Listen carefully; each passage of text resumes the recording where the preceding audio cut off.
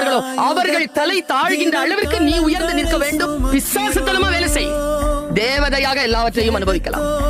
ஏதேனும் அவமானம் உங்களுக்கு நேர்ந்தால் அங்க வந்து நீங்க அதை லேடரா மாத்துங்க. அங்கிருந்து ஏறணும். நீங்க எவன் நம்மள கொல்லணும்னு சுத்துறானோ அவனுக்கு முன்னால சாகக்கூடாது. சாகலாம், எல்லாரும் சாகலாம். ஆனா எவன் நம்மள கொல்லணும்னு சுத்துறானோ அவன் முன்னால சாகலாம். நாளை பாத்துக்கலாம். நாளை எப்படி பாத்துக்கலாம்? உயிரோட இருக்கணும்.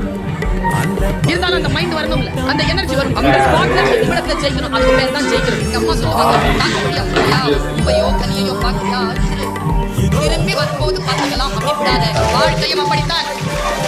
என்ன முடியுமோ அவ்வளவு மறிச்சு புரிஞ்சு எடுத்துட்டு வெளியில ஓடிடும். நாலேஜ் அப்படி வாங்கிட்டு போய்கிட்டு எத்தனை பேர் தோல்வி அடைந்திருக்கிறீர்கள்? நாளை என்று தள்ளி போட்டுட்டு ஜெயிக்கிறவங்களுக்கு உங்களுக்கும் இருக்கக்கூடிய ஒரே வித்தியாசம், காலத்தால் அவன் பயிர் செய்தான். நீ காலத்தை கைவிட்டு விட்டு பிறகு பார்த்துக் கொள்ளலாம் என்று இருந்தாய். மகிழ்ந்திருக்கு. வாழ்க்கையின் உயிரோடு இருக்கக்கூடிய வினாடிகளே மகிழ்வதற்காக